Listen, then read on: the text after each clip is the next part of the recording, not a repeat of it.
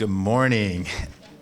I'm Lance Lippincott. I'm with the City of Fresno Economic Development Department. And before we get started, this is intros. Just want to thank every partner that helped set this up. They're all over around the room. They're going to be up front presenting. This would not be put together if it wasn't for the partnership. So we could just give the partnership just a quick, hand real quick for setting everything up. First up today, we're going to have a presentation. We're going to get it started so we can get the ball rolling on time. We're going to have Fresno County Health presenting on the compliance for the mobile food vendor program. And it's up to you guys. Thanks, man.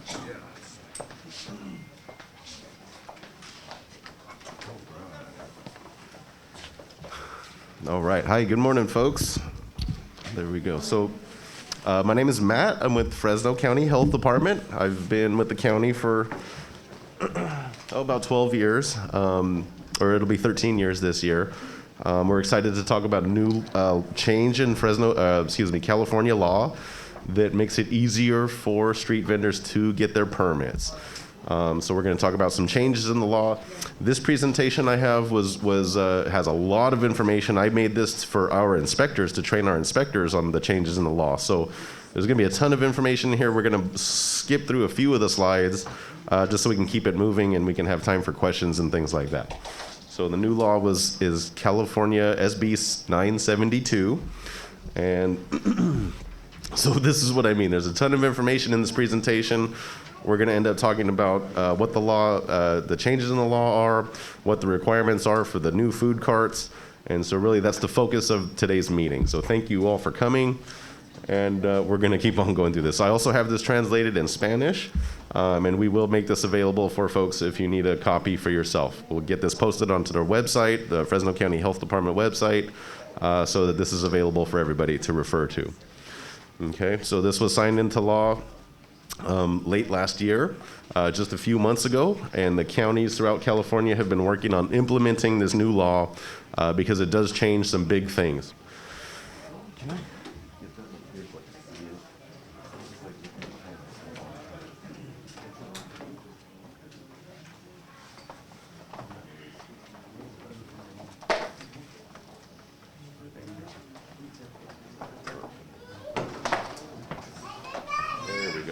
There we go. That way I can see what's going on.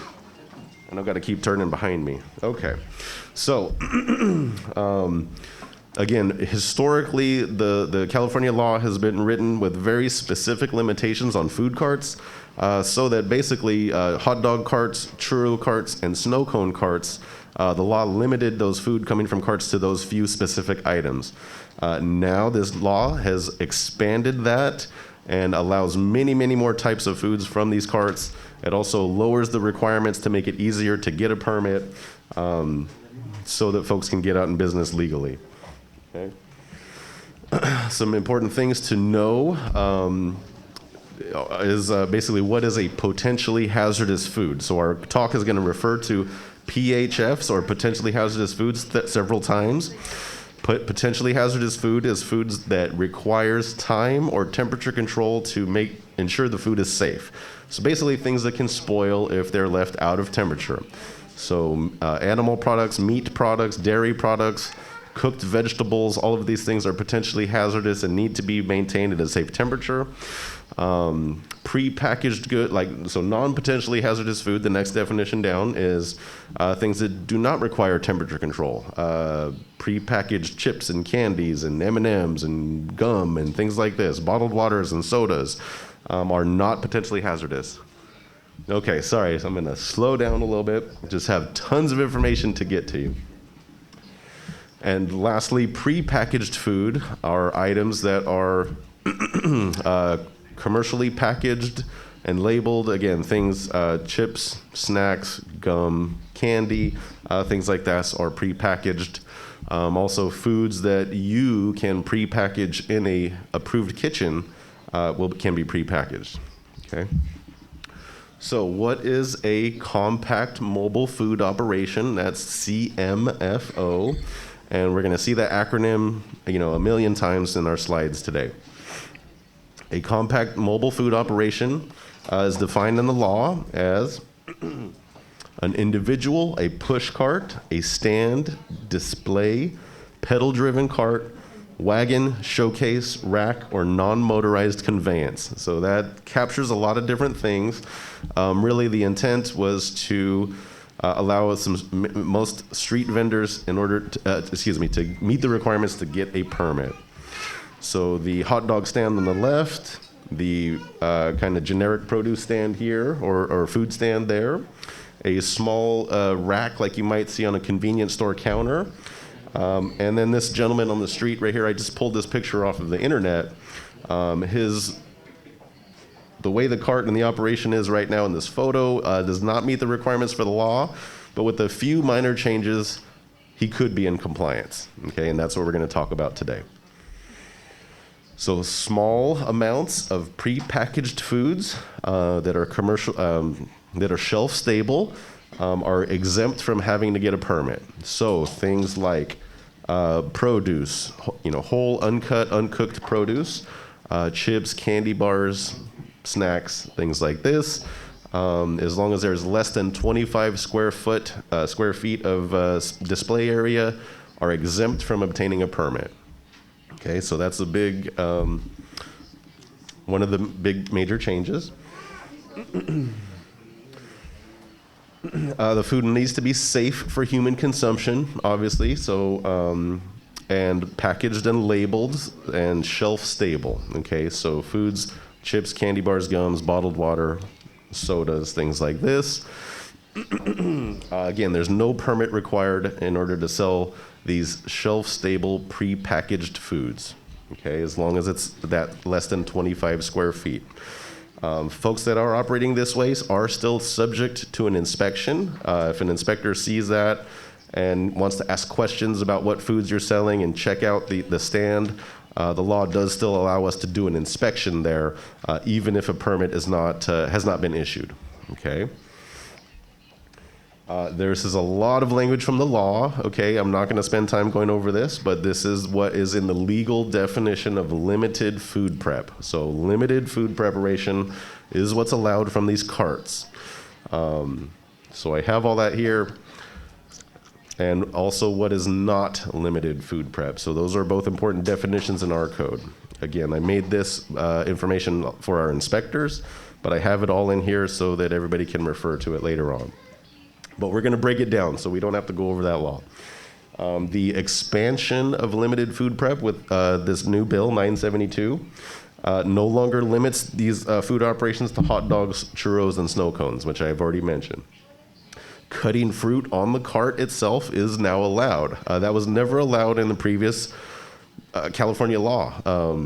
So now we can cut fruit on that cart as long as it has a hand washing station with cold water and also has some type of a commercial NSF approved refrigerator. Okay, so there are some requirements still to make sure the food is safe for the public. But these things that have never been allowed by California law are now actually allowed with a few conditions. Okay, hot holding and assembly of foods is now allowed. Again, previously that was not acceptable under California code. Okay, a big requirement of this though is that the foods be prepared in an approved facility. So someplace that our department knows about, someplace that is up to code.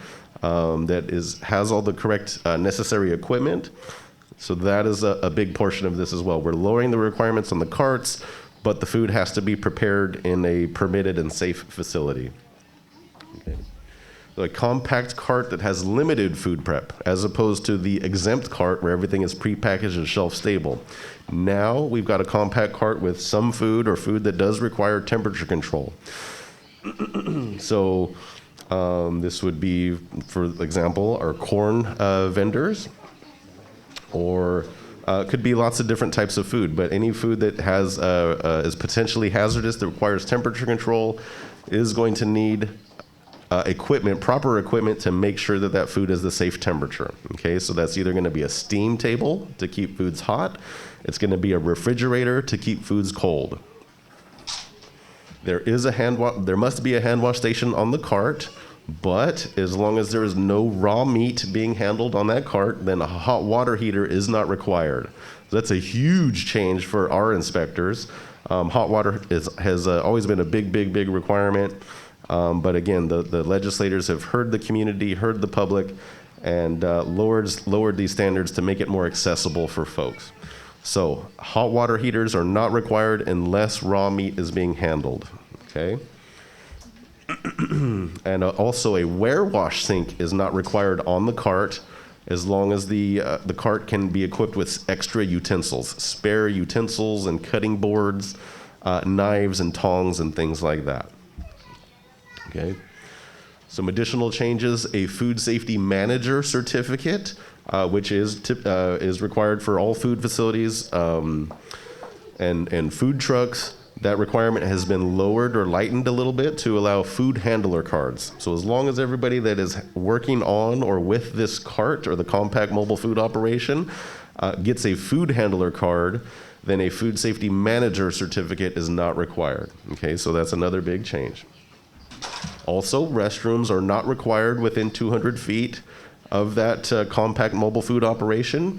If employees can rotate the use of that restroom, maybe say there's 2 or 3 employees for that cart, and they could take turns heading to the restroom, then the cart does not need to be within 200 feet of a restroom facility.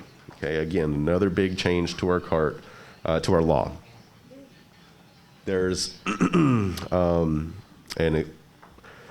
another portion of the law talks about a permitted auxiliary conveyance for a site-specific location, which basically means that your hand wash sink and your 3-compartment sink for washing dishes can be separate from the carts themselves in an approved spot. So, I mean, there might be a few venues that I can imagine something like this for a sports stadium or a big venue like that where we can have the sink and the hand wash sink and the warewashing sink separate from the carts, all in a designated area. So there is allowance in the code for that, again, to make it easier for street vendors to get out and get permits.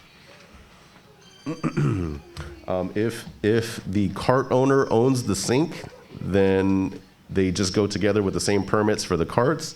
However, if the owner of that warewash sink and hand wash sink does not also own the carts, then that warewashing sink, the permitted auxiliary conveyance, also needs its own permit.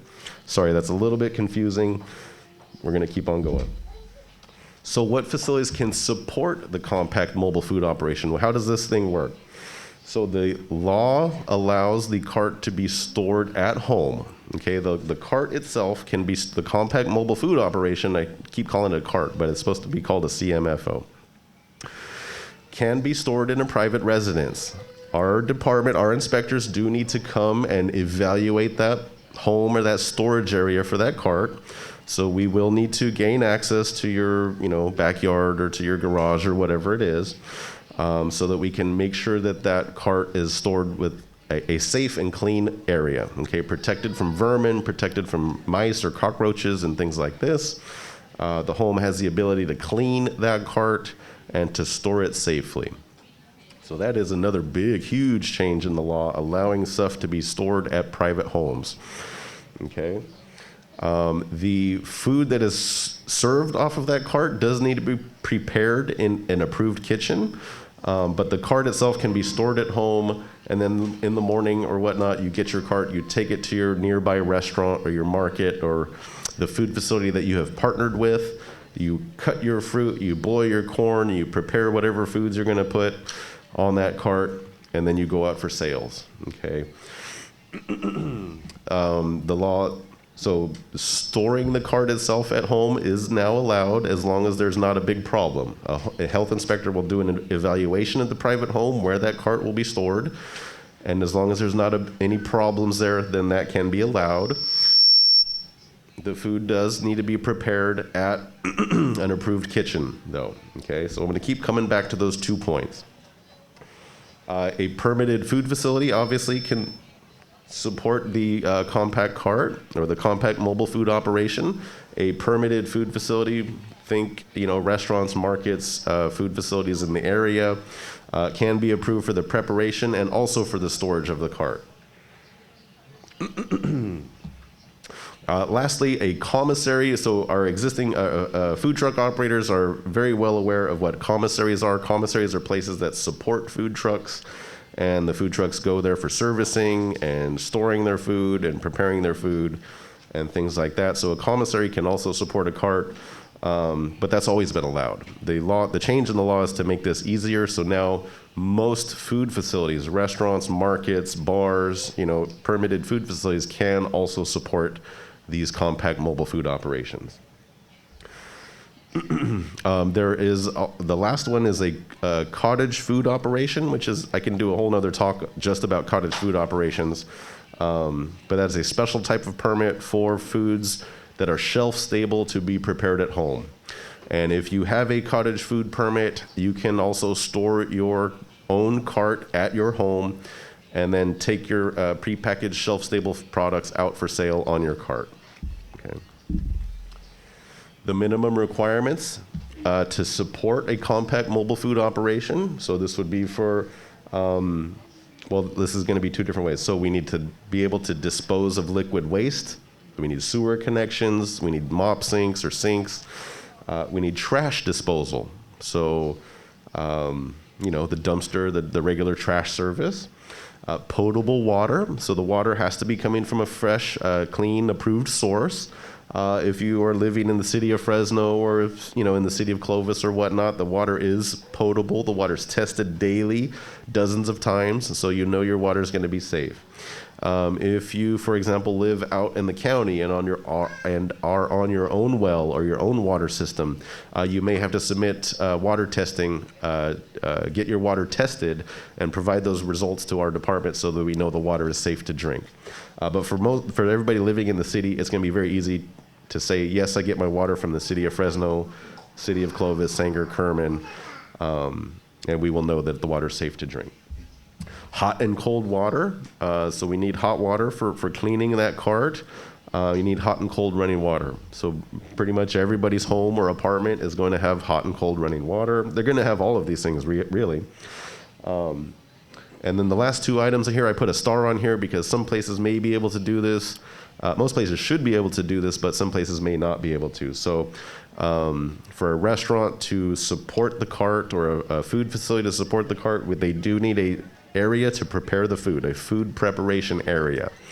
So I put the asterisk or I put the star on that one because that one's only for food facilities. Food is not allowed to be prepared in a private home. So you would need to go to a restaurant to be able to prepare that food, or a food facility, excuse me. Lastly, we need an area to store the compact mobile food operation. Also, I put a star on that one also because you may store that at the food facility where you're doing the preparation, or you may store that cart at home, but you cannot prepare the foods at home. Okay, so those last two are kind of up in the air, but the first one's liquid waste disposal, potable water, hot and cold water, trash service. Those are the minimum requirements, and pretty much every place should be able to meet those requirements. So this really opens the door of possibilities for places that can service these carts. Okay, so storing the compact mobile food operation at home is allowed with an environmental health endorsement. We need to come evaluate the home, make sure there's clean water, trash service, hot and cold water, liquid waste disposal, and an area to store that cart safely out of the elements. That's either going to be inside a garage, maybe inside the home or the apartment, or perhaps under a covered patio or some way that the equipment can be stored away from the elements and away from vermin. Okay, pre-packaged, non-potentially hazardous food. Okay, so again, from that definition in the beginning, and or whole produce can be stored at the home. So there are a few things that are allowed to be stored at the home with the cart. However, that food cannot be prepared or chopped or sliced or heated or cooked, or any of those steps is not supposed to be done in a private residence. The foods cannot be prepared in a private home. You would need to take those ingredients to the permitted kitchen to prepare, or keep that stuff stored in the permitted kitchen so you show up in the morning, prepare your stuff, load up your compact mobile food operation, and then go out for sales. The environmental health endorsement for storage requires an on-site evaluation. Again, so our inspectors, one of our inspectors will come to your house and do a very non-invasive inspection looking for these minimum requirements. Okay, we are not going to go through all of your rooms and all of your house and all of your drawers and things like this. We just need to make sure that those minimum requirements are being met. Okay. If those minimum requirements are met, and there's no public health hazard that would be associated with storing your cart at home, then the residence will be endorsed and you can store that cart at home. Okay. A food facility, an endorsement is in 972, it's a documented and recorded approval of compliance with those things that we've just been talking about: clean water, trash service, hot and cold water, an area to store the cart, all of those things. Any food facility or any facility even used to store those carts must receive that endorsement or must be able to obtain that endorsement. Okay, again, it should be pretty darn easy to do that unless there's a big problem at this facility.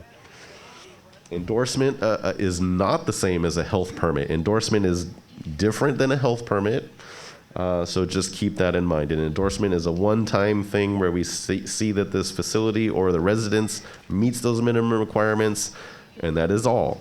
A permit is required. A permit means there's going to be an annual fee, and that permitted place is subject to routine inspections throughout the year. So our permitted places are going to be the places where the foods are going to be prepared. The endorsed places are the places where that cart can be stored. Okay, the compact mobile food operation can be stored.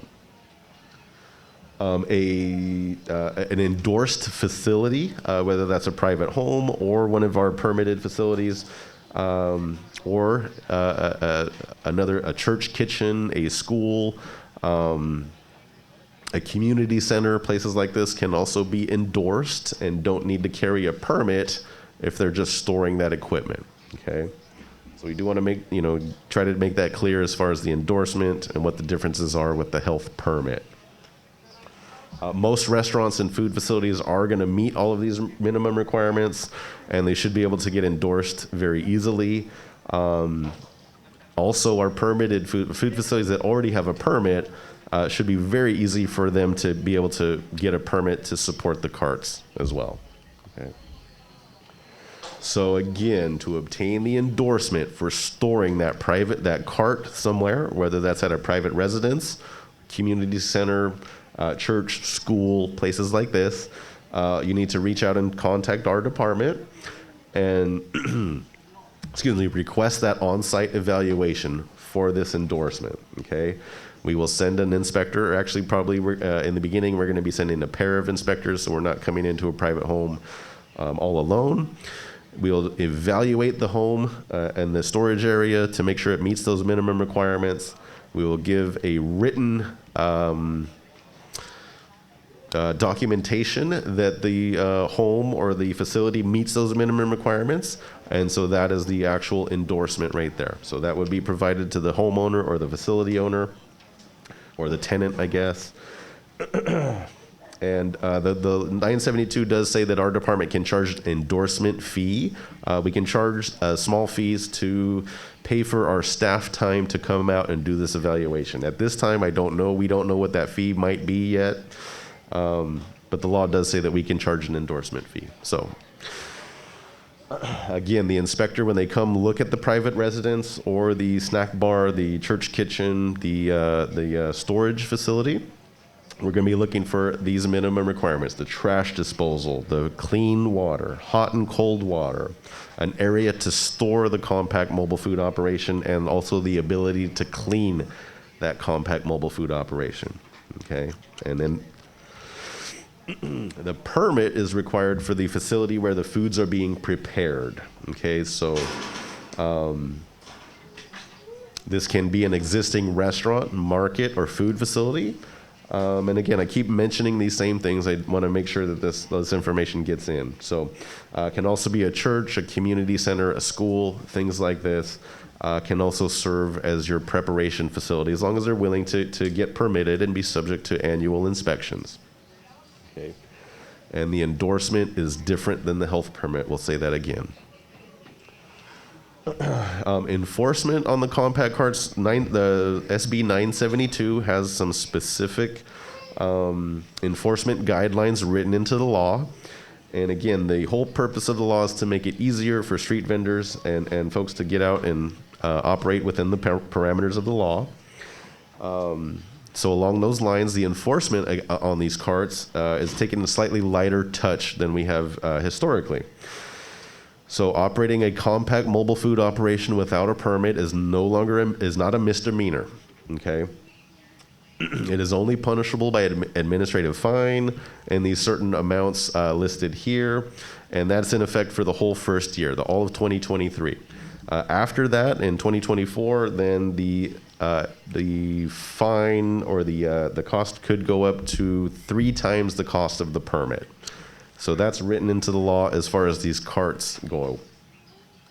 Operating a restaurant or a food truck without a permit is still a misdemeanor, but operating one of these small carts, specifically written into the law, is saying that this is going to be treated as an administrative citation situation for the first year. Okay.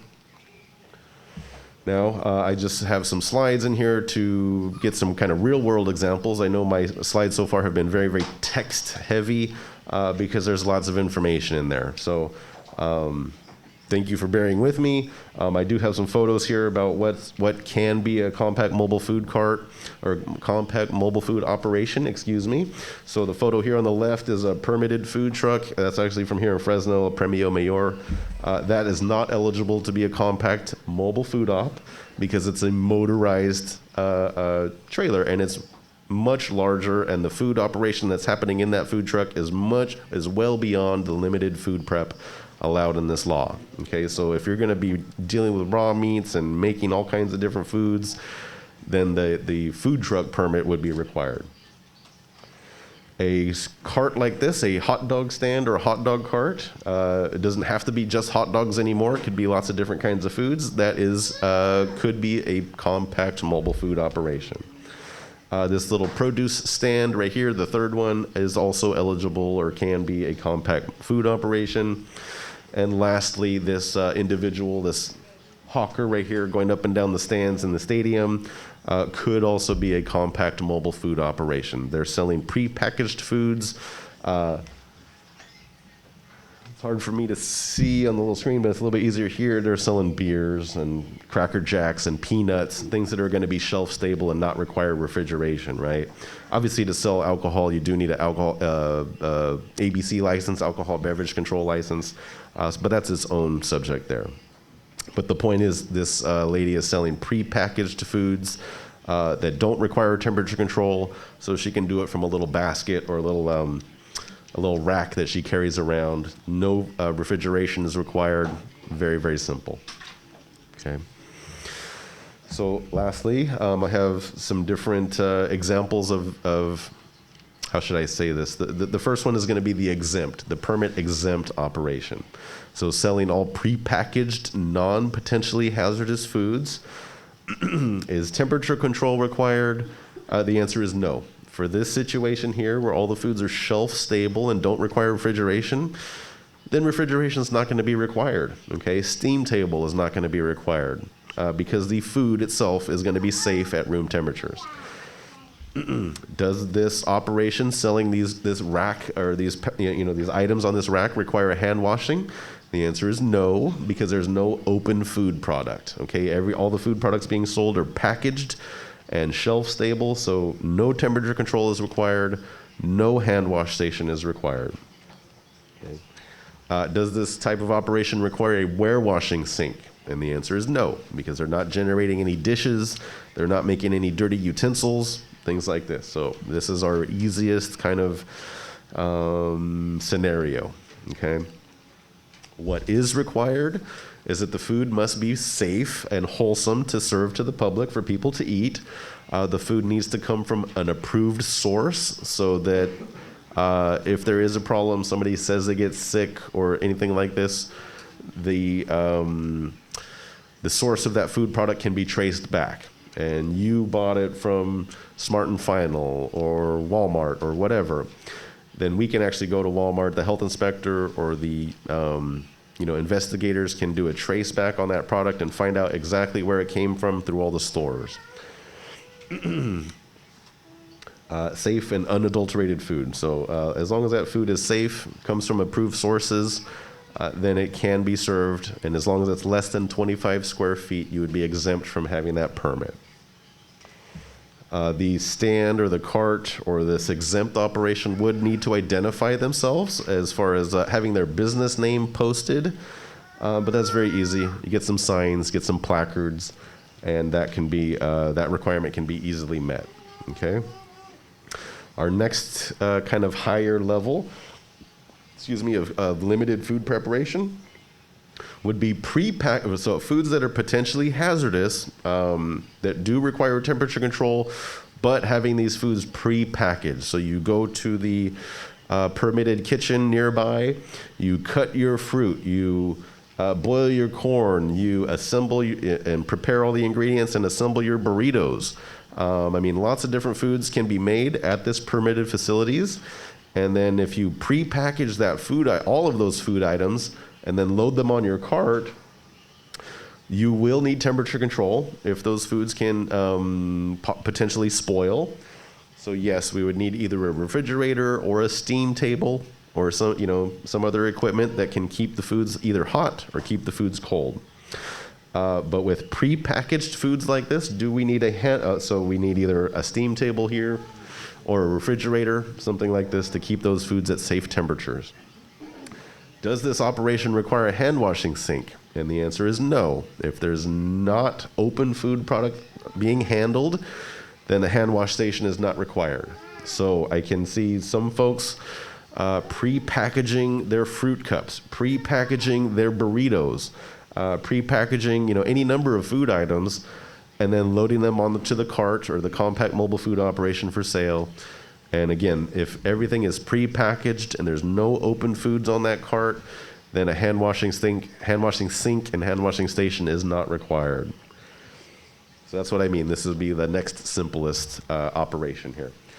Is a ware-washing sink required for this situation? The answer is no. If there's no open food products and there's no tongs or knives or cutting boards being dirtied, then the operation does not require a ware-washing sink.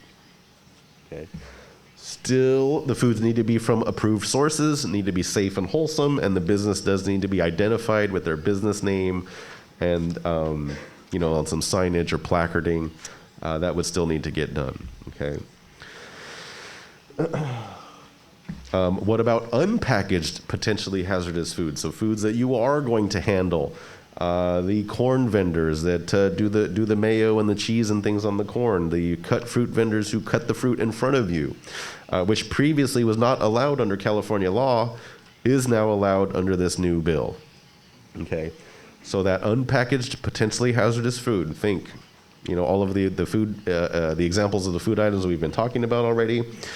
Will temperature control be required? The answer is yes. Okay, we do need to have that fridge or that steam table to keep that foods hot or keep the foods cold so that they stay safe. Does this operation require a hand washing sink? The answer is yes, because now we're going to be handling that. We're going to be cutting that fruit. We're going to be putting the condiments on that corn. Now we do need a hand wash station. However, because there's no raw meats, or as long as there is no raw meats being handled, then only cold water is required at that hand wash station. Okay, so that's, again, a big change from our historical code, and it's taking some training to get my inspectors' heads wrapped around that change. Oops, sorry. And then lastly, will this operation handling unpackaged, potentially hazardous foods need a ware-washing sink? The answer could be yes, but if the operator provides spare utensils, extra cutting board, extra knife, extra tongs, all of those utensils and things, as long as the operator can provide spare utensils, then they can avoid having to install a 3-compartment sink on that cart. Okay. Again, the food does need to be from approved sources, needs to be safe and wholesome, and the business needs to be identified with your business name and that information there. Okay, so other foods, how about other prepackaged foods? I've already touched on this just a second ago. It's not just limited to corn or fruit. I know that's what we see a lot of out on the streets, but this new law does allow many more types of food than just those few things, okay? So we could have some prepackaged sandwiches or burritos or lots of different types of food products could be sold from that cart nowadays. Potentially an unpackaged food counter, something like a Subway sandwich on wheels or Chipotle. I kind of use those as references because people kind of know that those businesses, you can go in and request, I want that on my sandwich, but not that. And so a cart could do something like that. But again, not handling raw meats and not prepping all of that food out there on the cart. Those items would have to be prepared in the restaurant or the permitted food facility. Cook your meats, make your salsas, cook all your foods, and then you keep that stuff in a steam table or a refrigerator, and now you can assemble that food in front of your client, in front of your customer. Okay, so this really does expand the possibilities of what can be served from a cart. Okay.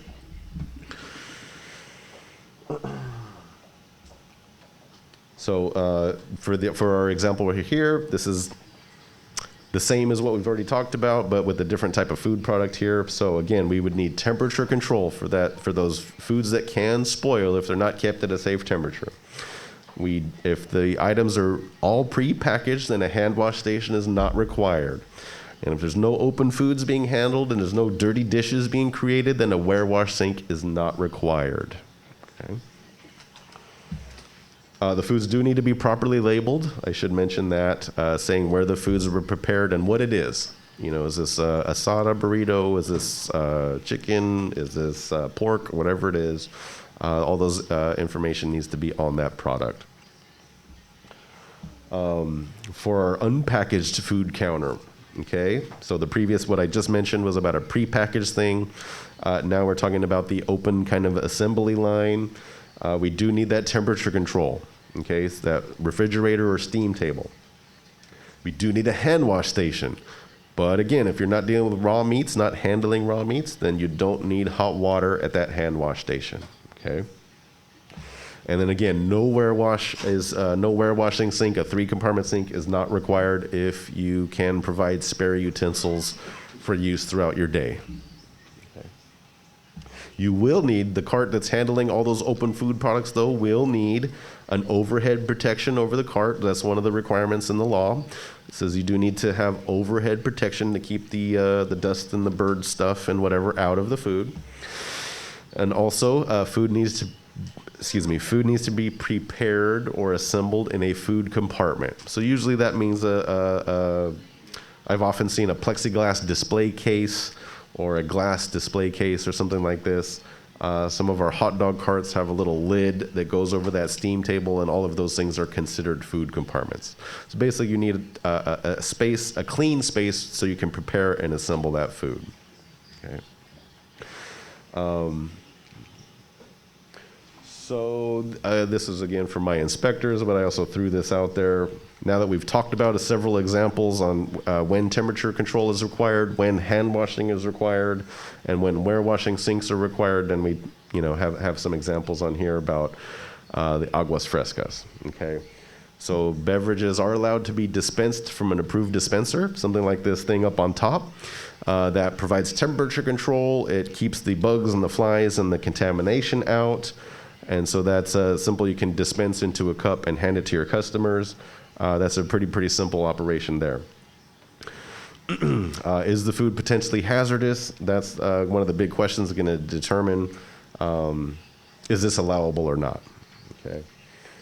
For example, cut melons are specifically identified in California law as being potentially hazardous. So the aguas frescas that have the melons in it do need to have that temperature control, do need to have that NSF-approved equipment. If it is not potentially hazardous food, then we don't need that refrigerator, that refrigeration equipment. Okay, is a hand washing station required? So if we're using the dispensers up above that dispenses into a cup, and the beverage itself is protected, then that situation does not require a hand washing sink. The ladling down below, that would require a hand washing sink because now you're handling open, quote unquote, open food product. So if you are ladling, you do need to have a hand washing sink. Okay. Ware washing sink is a ware wash sink required. Depends on if you're creating dirty utensils and equipment. So the dispenser on the top, the cart would not need to be equipped with the ware washing sink. The ladling down below, the cart would either need a ware washing sink or need spare utensils, need extra ladles and things like that, so we can meet that requirement. Okay. Oops, sorry. And the ladling does require a food compartment, a enclosure to keep that food handling area protected from contamination. Okay, so the last slide here, I just put our phone number on here, and I also put a link to the text, the actual language of SB 972, so folks can read that law or kind of read that. So that's it. Thank you all very, very much. I'm sure people are going to have a lot of questions right now. I don't know if our moderator wants to take questions now or we want to do that at the end. But that's my portion. So thank you all very much.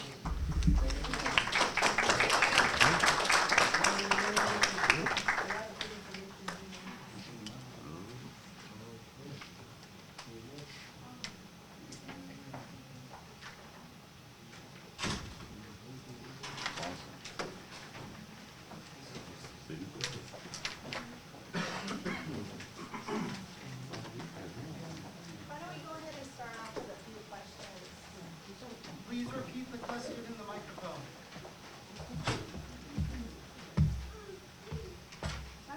Sure. Is the slide going to be available? Yes, the question is, are these slides going to be available? The answer is yes. We do have this presentation available, and also we have had it translated into Spanish, and the full versions of this are going to be available on the website, yes.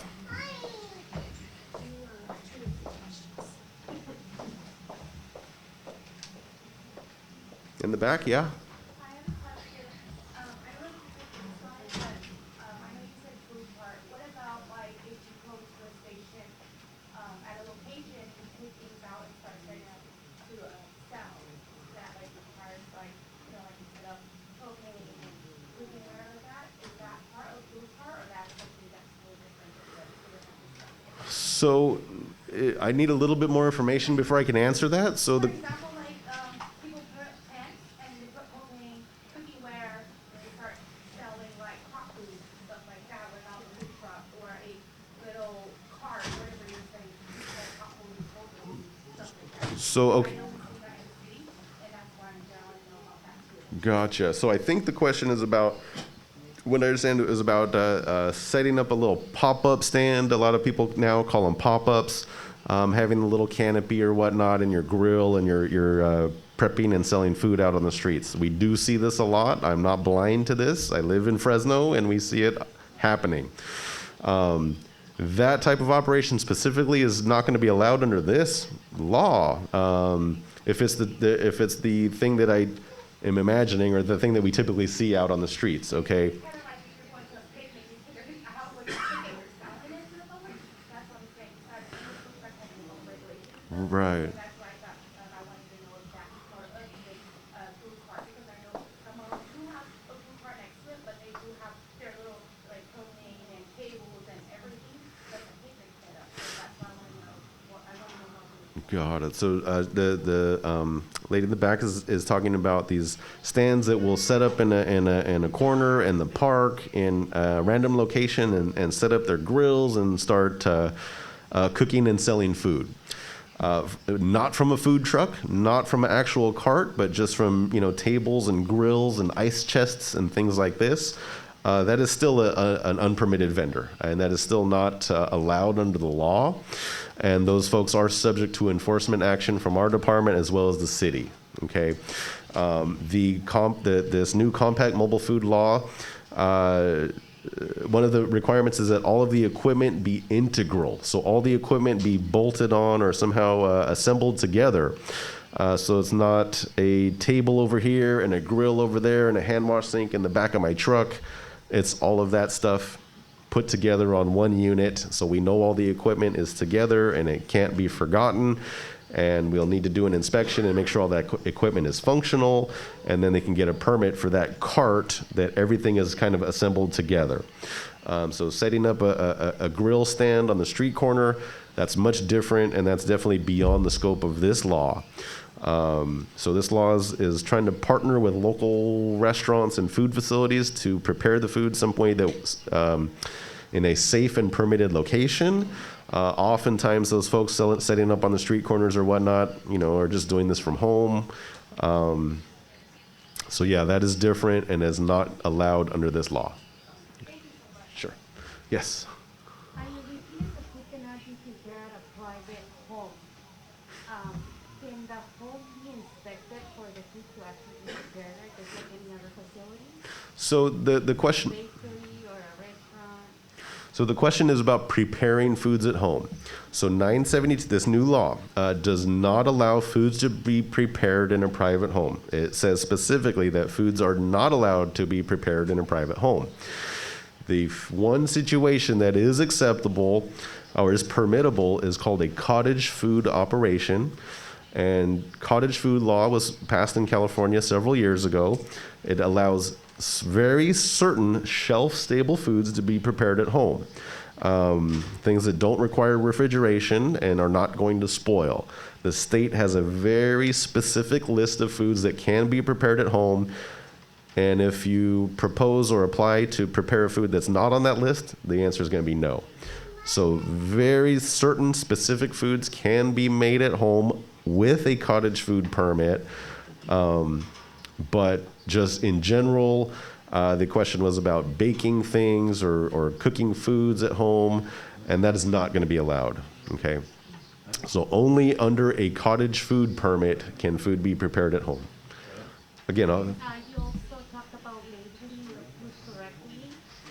On the label, are you talking about the specific ingredients in the food product or just the name? so the question here was about labeling, and I love that question. That's a good one. So I didn't include a bunch of information about labeling in this presentation. I didn't want to get bogged down on those details, but we do have handouts available in our office. I'm not sure if they're on the website at this moment, but we do have information about federal food labeling and packaging requirements, and so we can get that to you. Basically, the common, so what the label requires, the common name of the food. It's a burrito, it's a sandwich, it's whatever. The ingredients that went into that food, okay? The location where that food was prepared. So we need to know what the food is, what's in it, and that's in case of the customer might have allergies to some of those ingredients. That's why that information needs to be on the label.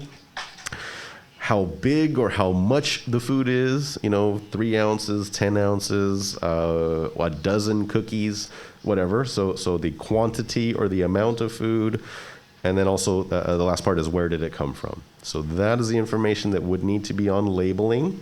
And we have informational handouts about that available in our office. Okay, you had a question? Sure.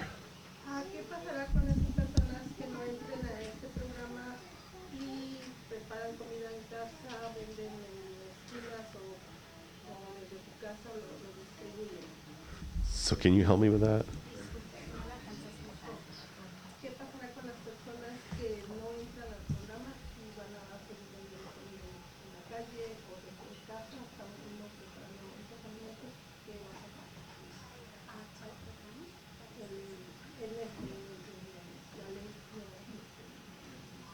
What's So I going think- to happen with those people who will not be able to adhere and are still working at home or selling from their home to prepare their foods? What will happen? That's a great question. So the question was basically about what are enforcement or what's going to happen to folks that continue to operate from home and continue to not follow the requirements in the law. So those operators, those folks are subject to enforcement action. Could be from our department, from the county health department. It could also be from the city code enforcement. So each city does run their own code enforcement team. Those folks can and do write tickets. And so the city can do their own enforcement. The county health department, we can also do our enforcement action where we can impound the food and take the equipment from the operator. And so we also have an enforcement process as well. Anybody?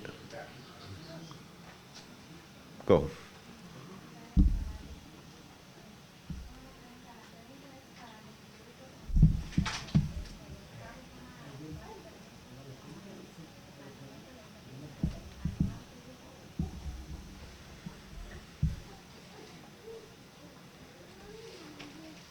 So the question is regarding the packaged foods, will the carts also need permits from the Department of Health, the annual permit that you mentioned? So the question is a permit going to be required? And so we need more information about specific what foods you're going to be selling and where those foods are coming from. Again, if an operation is 25 square feet or less and is all prepackaged shelf-stable foods from approved sources, and again, less than 25 square feet, then you're permit exempt. If you're talking about prepackaged foods, cut fruit, corn, burritos, things like this that you prepare and package in a facility somewhere, and then you take it out for sale in the cart, yes, that will require a permit because it is not a shelf-stable food. Okay, so if you're, the question was, do I need a permit for prepackaged foods? It depends on what exactly those foods are. Okay. Go ahead.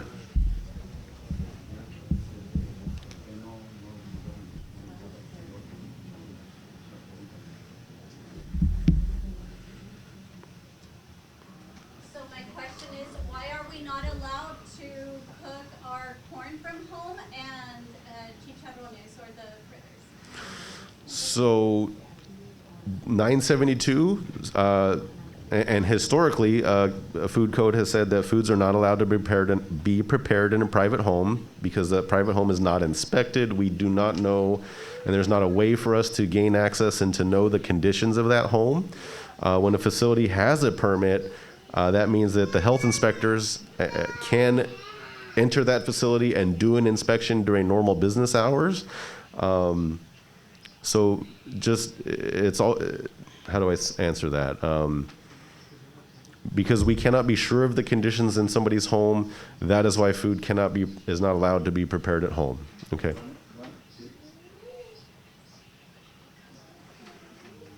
Oh, I think he has a follow-up question here.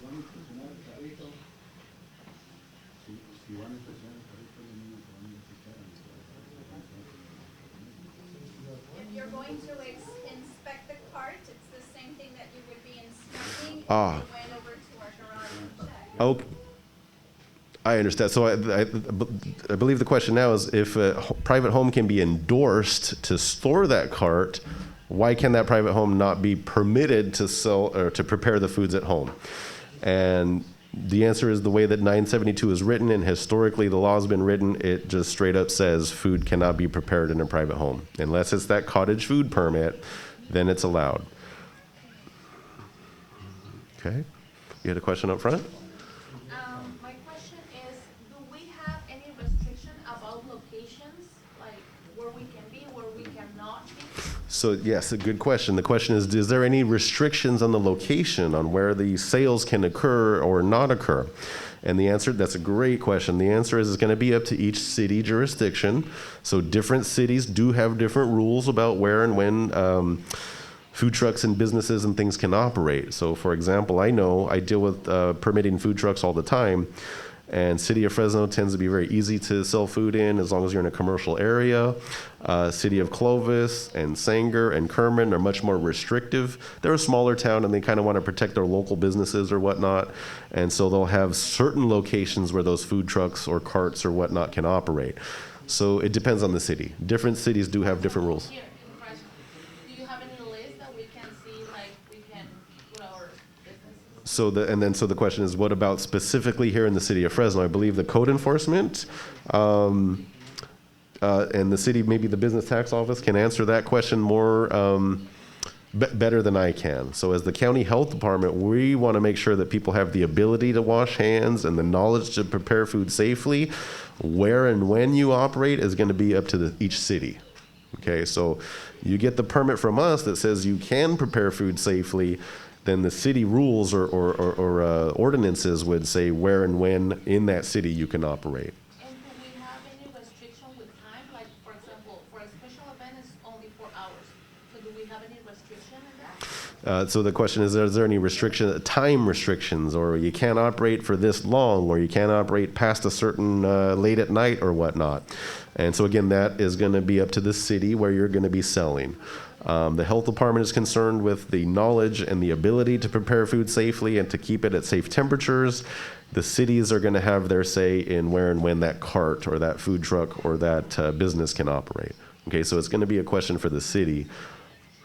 In the back, and then I'll come to you next.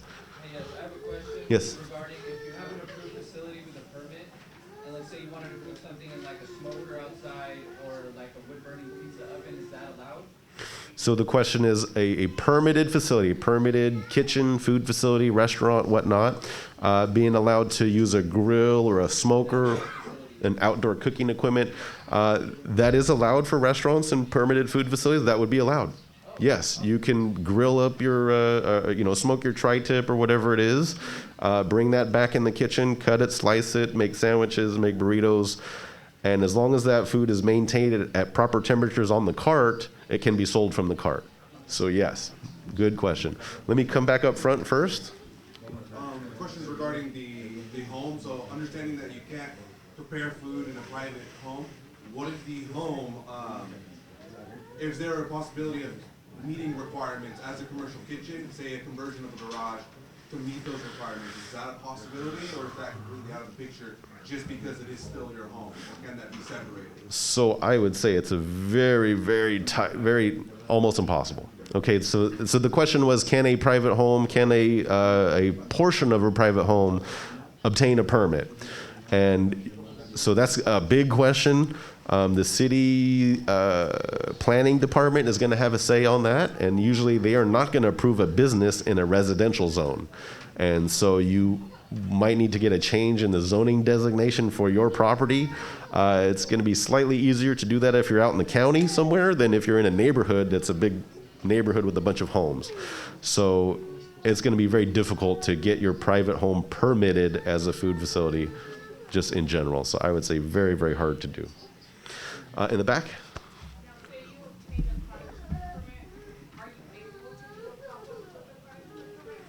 So the question is, if an operator has a cottage food permit, are they allowed to do a pop-up, basically set up a table and sell their products? So yes, a cottage food operator that is packaging and labeling shelf-stable food. So now we've got pre-packaged, non-potentially hazardous foods. If you have 25 square feet or less of display area, you don't even need a permit for that compact mobile food operation.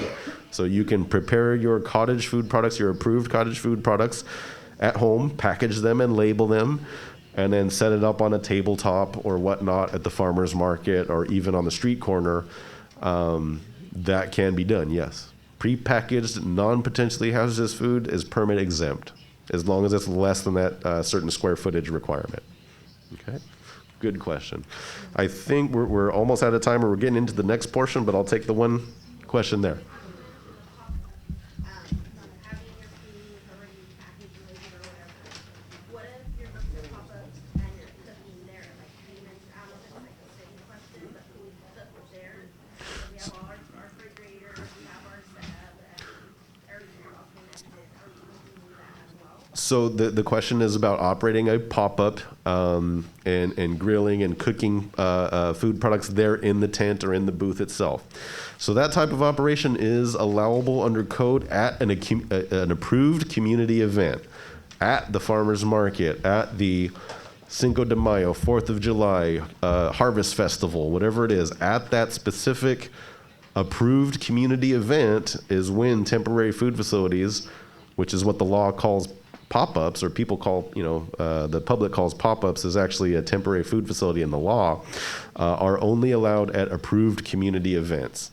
So people do set up those stands out on the street corner, the same setup that you might see at River Park Farmers Market or, Kerman Farmers Market or whatever, is approved at that farmers market. But if you set up that stand on the street corner by itself, it's no longer approved. So if I say approved, besides having obviously your cottage permit, right? I missed. Can you? The cottage permit for that too, right?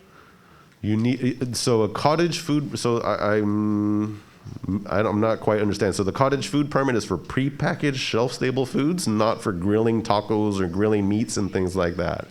So they're slightly different things.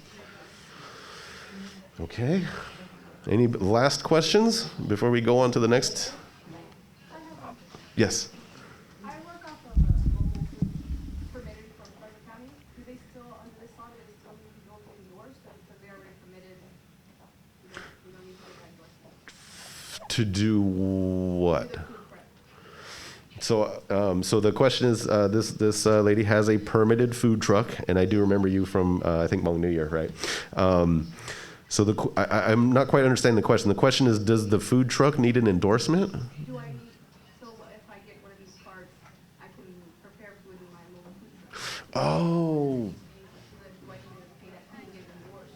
that's a great question. So the question was, with a permitted food truck, can the permitted food truck be allowed to prepare food for the cart? I don't know the answer to that one. I got to find out. That's a good question. So I haven't even thought about that one yet. So I'd have to talk to management, and I'd have to talk to my other counties in the state to figure that one out. So that's a good one. You got me. So if nothing else, thank you all for your time and attention very, very much. And we're going to hand it off to the next speaker here. But myself and my supervisors are here, and my partner here is also. We can answer questions once the meeting is done. Okay. Thank you, folks, very much.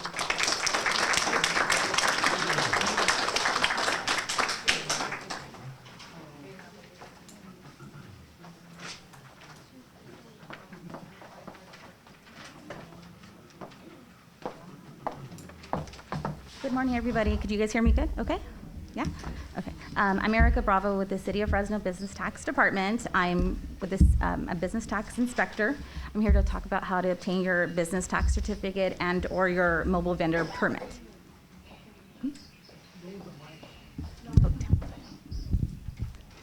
Sorry. Okay, let me start over. I'm Erica Bravo with the City of Fresno Business Tax Department. I'm a tax permit inspector. I've been with the city for a couple of years. I'm here to talk about how to obtain your business tax certificate for your mobile vendor business and or your mobile food truck or trailer business. It's a very easy process. We try to make it as seamless as a process for everybody. Everybody, per our municipal code, everybody who is conducting business in this city, regardless of how you're doing it or where you're doing it, in the city limits of Fresno, you're required to have these permits or tax certificate. It's a one-page application. You can apply online, you can apply in person. We're open to the public Monday through Friday, 9 a.m. to 4:30, or you can even apply by mail. And we have our applications in English and Spanish. I have some here if you guys need any. I think a lot of you guys probably already have your business tax certificate, and maybe I'm wrong, no? And we partner with the Fresno County Health Department to make sure that everybody's, yes, I think Miguel has the tax certificate there. So again, our business tax certificate, it's renewed every 6 months in April and in October. Our mobile vendor permit process is a little different, but not that hard to obtain. Our mobile vendor permits actually require an actual DMV registered truck or trailer. It has to be inspected by Fresno County Health Department, fast inspection, and you provide your DMV registration to us. And the fees for a business tax certificate to initially start is $14, and depending on how much you make, it can run from $8.50 to up and increases from there. I'm not sure what, I'm missing something else. I didn't have anything really prepared, sorry. I'm missing something. But yeah, if you guys have any questions, me and Gladys, we both speak Spanish, so we will be here afterwards to go to explain the application process. If you have any questions, we'll be here after the workshop to go over anything you guys may have questions on. And like Matt did specify also, this is only for the city of Fresno. So if you're selling Clovis, Selma, Kingsburg, you want to check with those cities to make sure what requirements that those cities require you to have. I think that's about it, unless I'm missing something, Gladys? No? I think that's it. And again, we can stay afterwards for any questions, or you guys have, I have some applications here in English and Spanish, and some flyers if you guys need anything from us. Okay. Thank you, and thanks for the Fresno Center for having us, and for Lisa putting this on. I know this is our second event, and there's more of you guys here, and so hopefully, this we'll have more events here like this in the future to help everybody get into compliance and make sure that everybody's educated on how to get their business tax certificate, and so you guys can be a successful business and grow and be successful in the city limits of Fresno. So thank you for having us, and I think I'm going to pass it on to Lorena, sorry. Okay.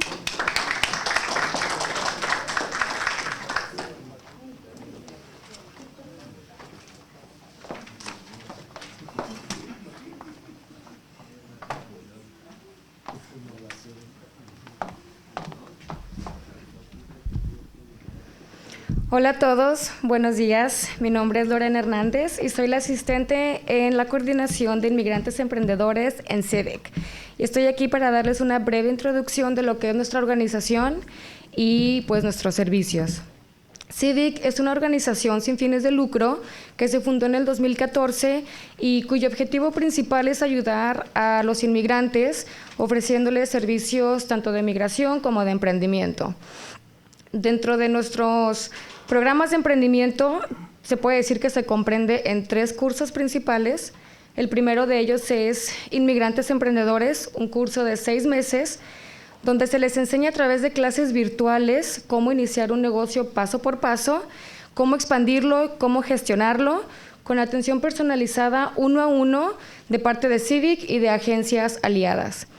El segundo serían los minicursos, que estos los ofrecemos de manera pues más frecuente y son talleres especializados en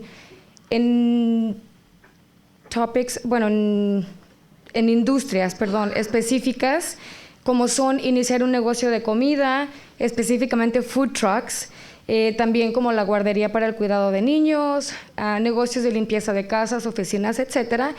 Y se podría decir que tiene una duración aproximada como de 5 sesiones, de 5 clases. Son más cortos que el curso de inmigrantes emprendedores.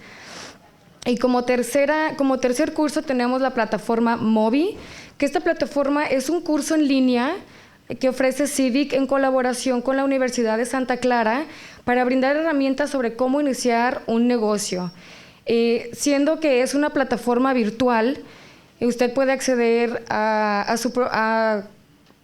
desde cualquier lugar, a cualquier hora y aprender a su propio ritmo.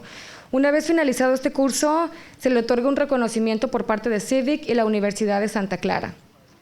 Quiero recordarles que todos nuestros servicios y cursos son gratuitos, ya que la misión de CIVIC es impulsar la participación inmigrante para construir comunidades más fuertes, más vibrantes y más inclusivas. Si tienen alguna duda o es de su interés preguntar sobre cursos o apoyos, mi compañera Daniela y yo vamos a estar aquí cercas. Igual y tenemos flyers en inglés y en español sobre todos estos cursos y servicios que se ofrecen. Muchas gracias por su atención.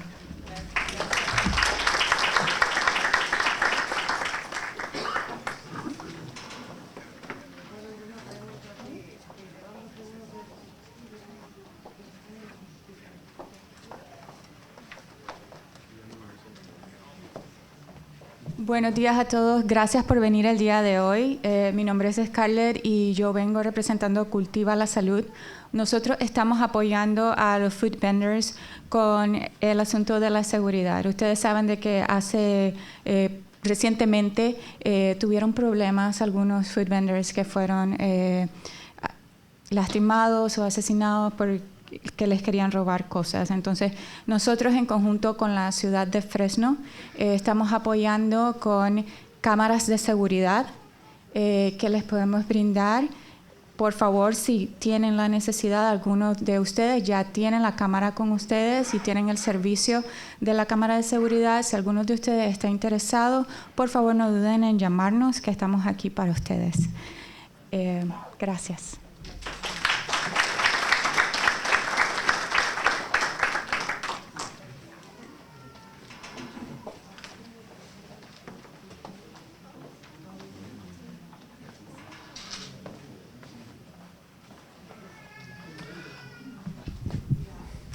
Good afternoon, everyone.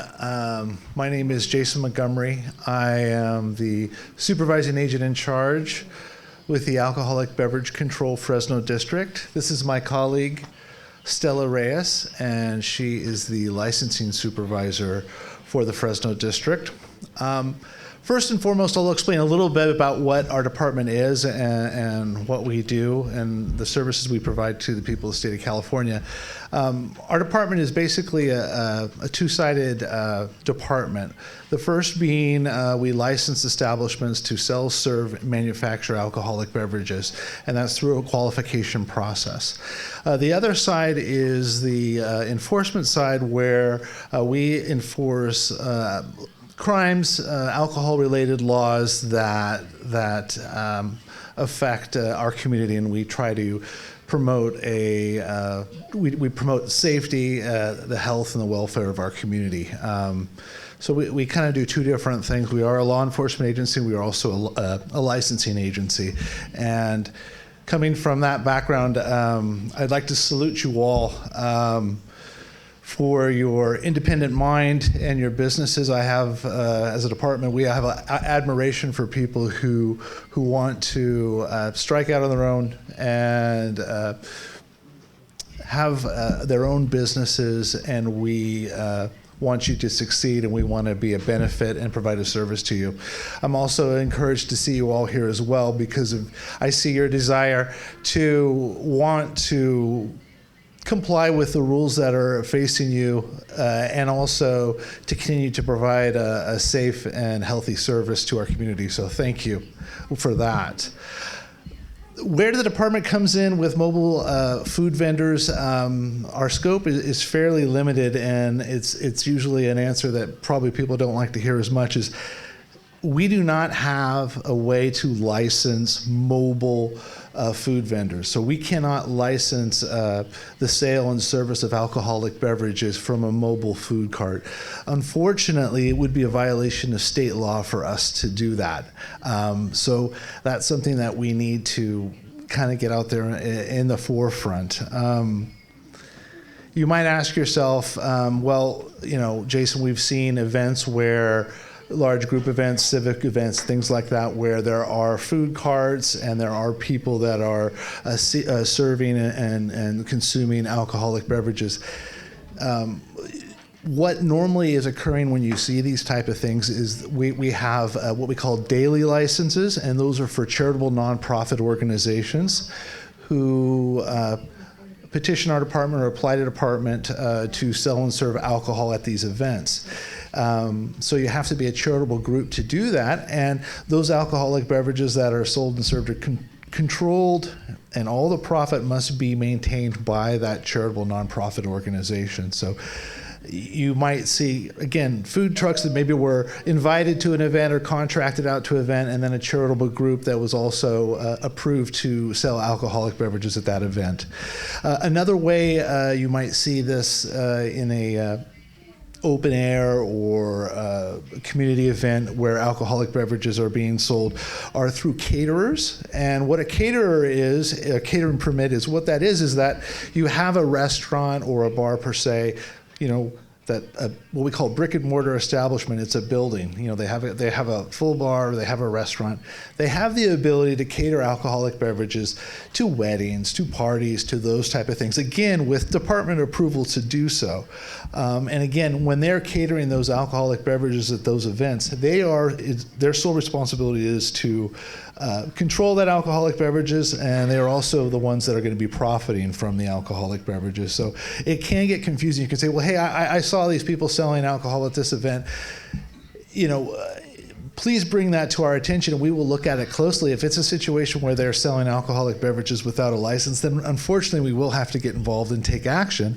But a lot of the times we'll look to see if a permit was taken by a charitable group for the event, and to make sure that things were done properly. So that is pretty much all that, as a department, I can add to this today, and for the type of group that you are. If you have any questions, please feel free to ask them now, or Stella and I will be we'll stay behind. And if you have any questions, again, from us, please feel free to call us. We want to be a resource to you as a department. We're all about promoting business and making our state better and making everybody profitable. So that's what we're all excited about. And I wish you a very successful and profitable new year as well. So thank you very much for your time. And any questions, I'll be happy to answer for you. Yes. Mobile bartenders. There is no license for a mobile bartender, and what our experience is that they have these abilities where, hey, I'm trained to be a bartender. Will you come to my private event and be the bartender? If it's a private event, it's not open to the public, they're not charging any cost for the alcohol that's being sold or served, that's permissible. Or they have, bartending skills, and they'll say, well, I will work for this caterer and I will be their bartender at this catered event. But actually, they would be the employee of that restaurant that holds that catering permit. Any other questions? Yes. Es algo parecido de móvil bartender, pero yo como bartender puedo llevar el alcohol al evento y cobrarle por eso a la persona que me está contratando. Still, can you help me with that one? She wanted to know, her being a bartender, is she able to bring the alcohol to the event? O solamente servir las bebidas. To serve them. It would depend what type of, does she hold an alcoholic beverage license with the ABC? That's the question. Tiene que tener una licencia para vender los bebidas. Sí. Sí, no, tiene que tener una licencia para vender los bebidos de alcohol en el evento que usted tiene. Pero no, usted no se puede llevarlo. Yo sé, cuando hice un curso para la licencia de servir, decía claramente que no se puede, pero he visto otras personas que hacen ese servicio y ellos que anuncian que ellos llevan el alcohol. Entonces yo busco esa forma, ¿verdad? Porque me han pedido ese servicio de proporcionar. No más si usted tiene una licencia para hacer eso. Good. Great. Thank you, Stella. Thank you. All right. Thank you very much. I appreciate everyone. Thank you.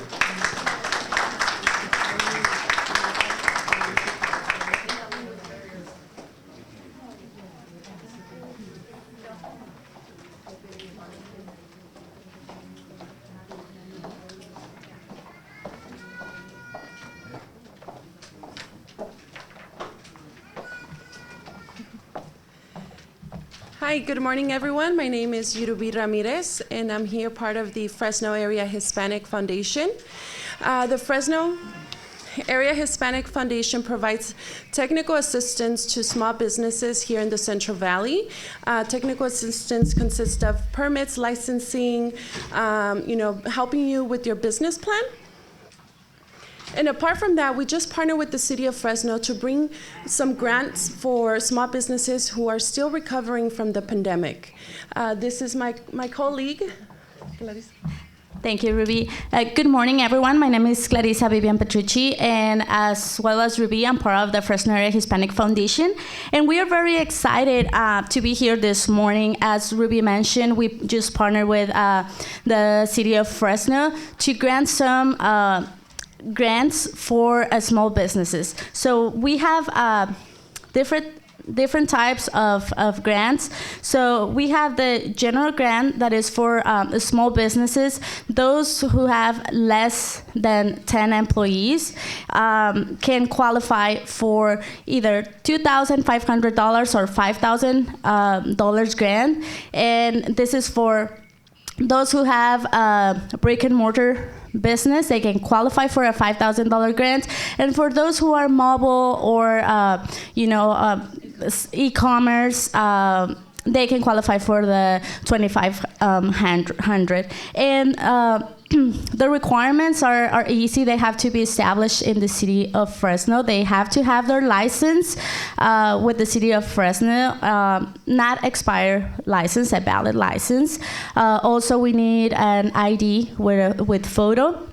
We also would need a void check just to make the deposit for the grant.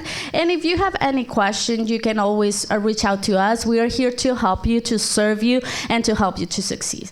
Thank you. Thank you, Clarissa. And there's a new program that will be starting in February, which is beneficial to all mobile street vendors. This one entails of another grant of $1,000. However, we're providing TA hours in bookkeeping, in marketing, in your business plan development, and other technical assistance you might need or we can provide to you. And apart from that, we partner with Cultiva la Salud, who will be providing cameras for your little carts, for your mobile food vendor cart. So if you would like more information, we do have some flyers out in the front, and we will be here afterwards. If you have any questions, feel free to reach us. Y también hablamos español. Gracias. And finally, I would like to mention another program that we have also in partner with the city of Fresno, which is the eviction program. So for those who already have an established business and they're struggling to pay the rent, or who have already a letter of eviction, we can provide a grant of up to $7,000. Please reach out to us. We are here to help, and to fill out the applications. However we can help, we will do it. As I mentioned, we want you to succeed. We want to see your business grow, and we are here to help. Thank you.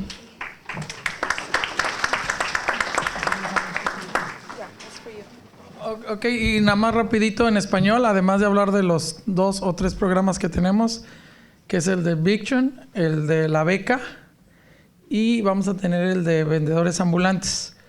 Cualquier persona que tenga que vende lotes, algún carrito, fruta, hot dogs, estamos trabajando precisamente para poderlos ayudar a través de este programa con la ciudad, que estamos en coordinación.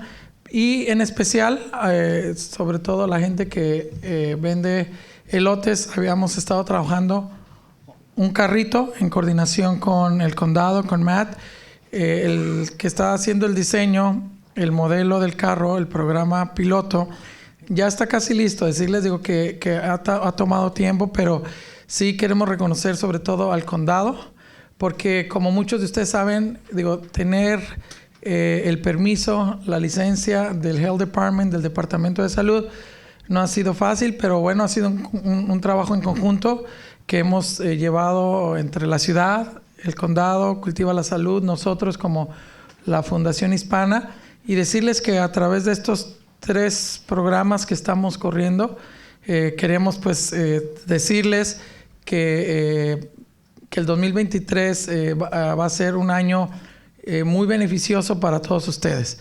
Para los que ya tienen un carro y para los que quieren iniciar cualquier trabajo de comida ambulante, la verdad que habrá muchos recursos, y además de toda la asistencia técnica. Queremos que no solo sean, por decir, el programa de Eviction, que ya lo mencionaron, el programa de los grants que pueden obtenerlo, pero que en la fundación encuentren ese apoyo que encuentren cualquier pregunta que tengan, cualquier duda para bookkeepers, para sus taxes, para marketing, para diseño, para su imagen, para su página de internet. Lo hacemos gratis.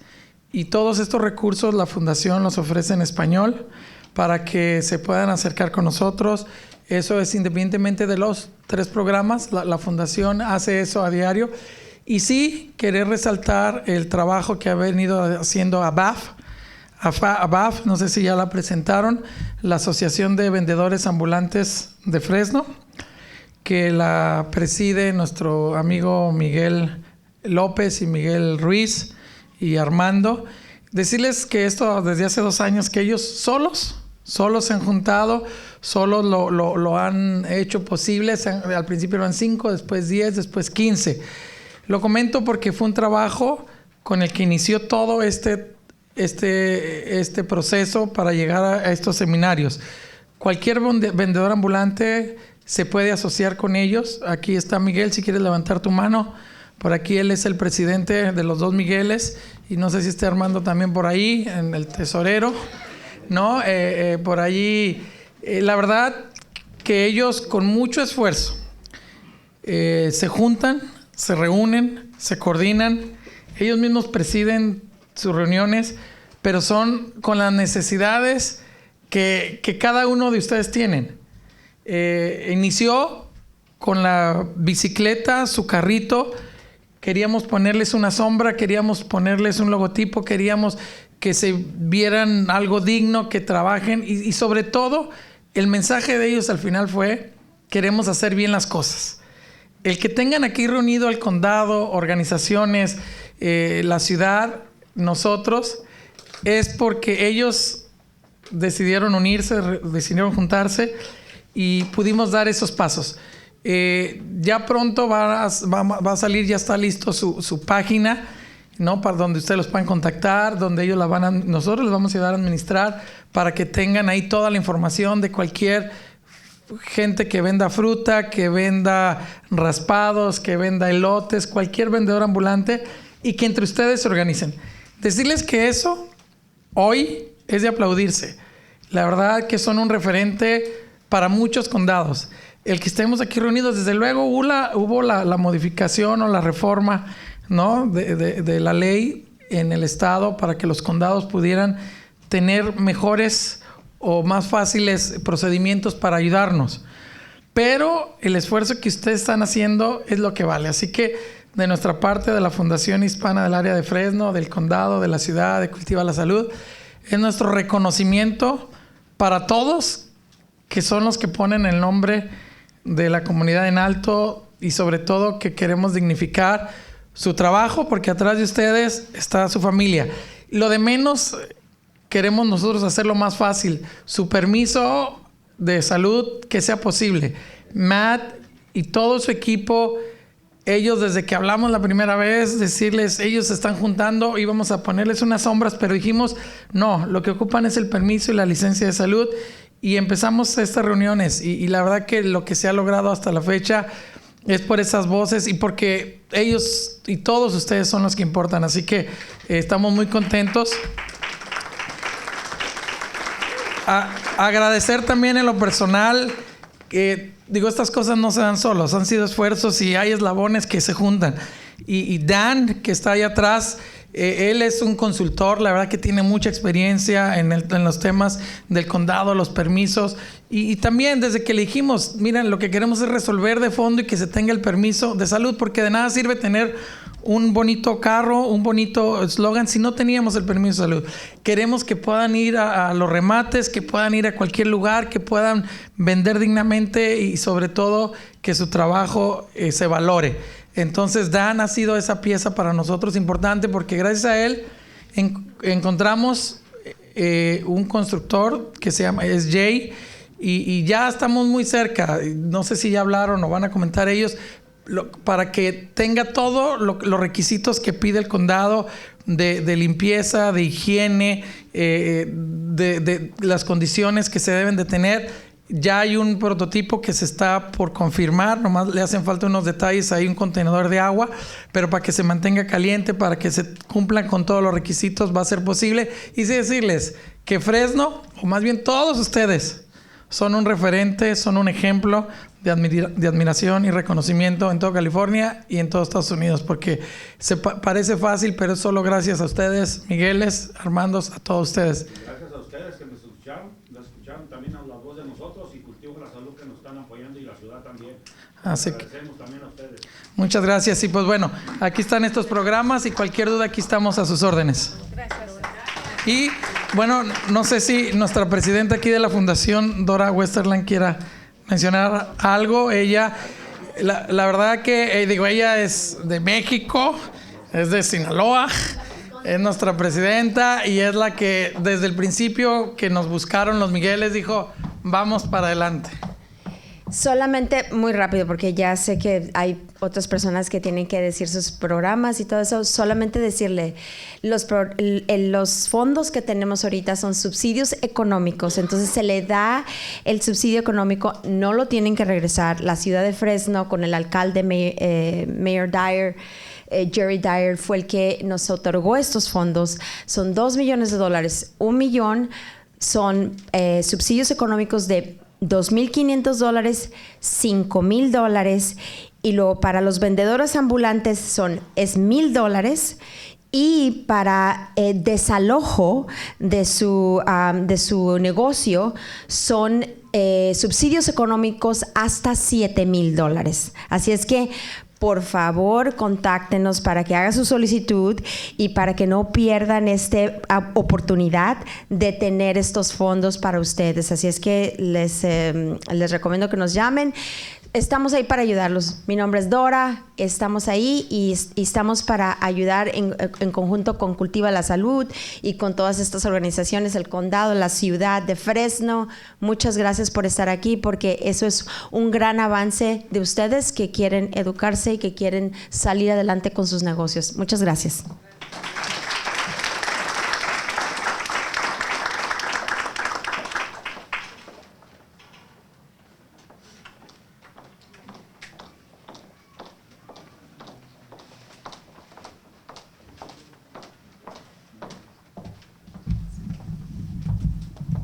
Hola, es un honor estar aquí con ustedes y quiero agradecer que llegaron. Mi nombre es Genoveva Islas y yo soy la directora ejecutiva de Cultiva la Salud. Hace unos años que empezamos con un proyecto piloto en que estábamos ayudando a los vendedores ambulantes. En ese tiempo ayudamos a establecer una cocina comunitaria. Ahora la ley ha cambiado, no necesariamente se requiere una cocina comunitaria, pero estamos entendiendo todo lo que nos va a dejar ahora la nueva ley, ¿verdad? Y estamos en eso, en organizar unos workshops, unos seminarios para dejarles saber qué es lo que nos está dejando ahora los cambios, la nueva ley. Es la ley SB 972. Pronto van a haber anuncios de esos temas, de esos workshops que también vamos a organizar. Lo que hemos estado haciendo más recientemente es dando las clases de manejamiento de comida, ¿verdad? Para que puedan recibir sus certificados, que es algo que sí se ocupa para llegar al punto donde pueden sacar sus permisos, ¿verdad? Entonces, pueden contar con nosotros. Hemos graduado ya más de 16 personas que acabaron cumpliendo ese certificado. Vamos a también ofrecer un siguiente entrenamiento tocante un certificado diferente, que es un grado más como manejador de comidas, que también estas clases que estamos ofreciendo están en inglés y en español, ¿verdad? Para el que guste asistir. Está atrás nuestra representante Scarlett Navarro, que también estuvo en la mesa de registración.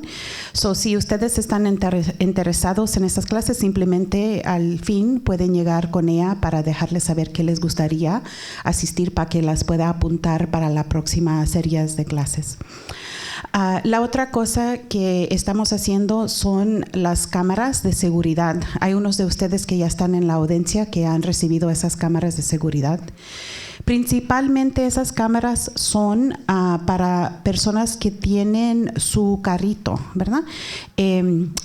Estas cámaras son como cámaras que se pueden poner en sus casas, entonces no son livianitas, son pesadas, sí ocupan una plataforma que se vuelta en el carrito para que puedan funcionar. Pero si ustedes son vendedores que tienen quizás una mesa, una paraguas, que se establecen en áreas de la ciudad, sí estamos buscando otro tipo de cámara que puede ser más útil para ustedes.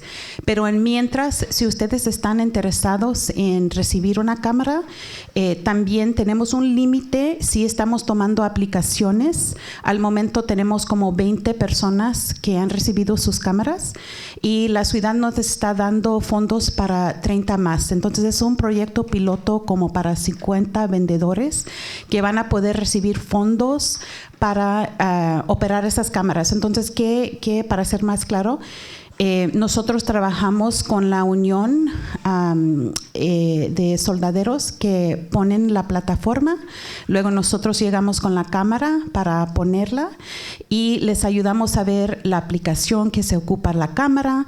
Nosotros pagamos por el servicio de la cámara y la ciudad nos está dejando 4 años para pagar por ese servicio mensual.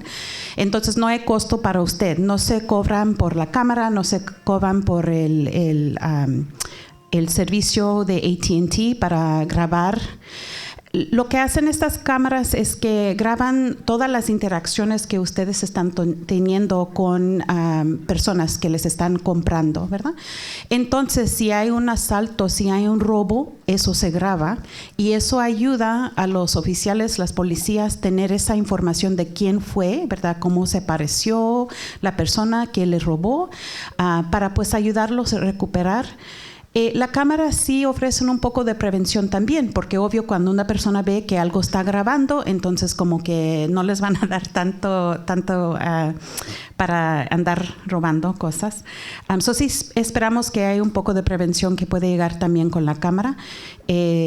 Entonces, en estos años inicios estamos conociendo cómo operan, qué es lo que ofrecen, qué es el beneficio, para poder seguir hablando con la ciudad de qué más se puede ofrecer para protegerlos, para que tengan un poco más seguridad cuando estén operando. Entonces, de nuevo, mi nombre es Genoveva Islas con Cultiva la Salud.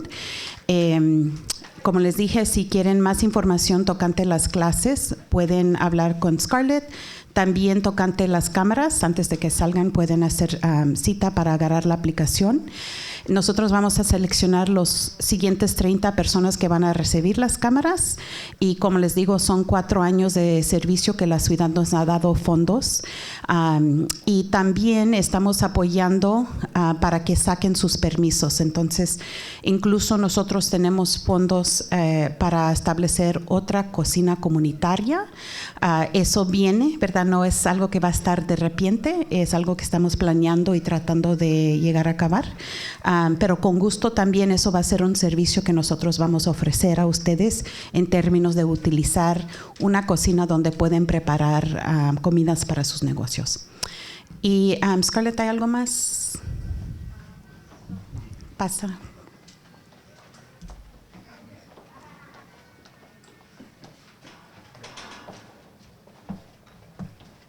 Hola, solamente agradecerles mucho por haber venido acá.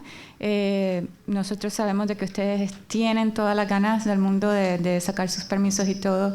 Recuerden, estamos aquí para ayudarlos y para llevarlos de la mano de ese proceso. Los vamos a estar llamando. Por favor, no se olviden antes de salir de chequear si se apuntaron en la lista de entrada para poderlos contactar. Y cuando salgan, por favor, los headsets nos los dejan ahí. Les agradecemos muchísimo. Estamos muy a la orden. Tienen nuestro número de teléfono y posteriormente les estaremos enviando el video a sus correos electrónicos.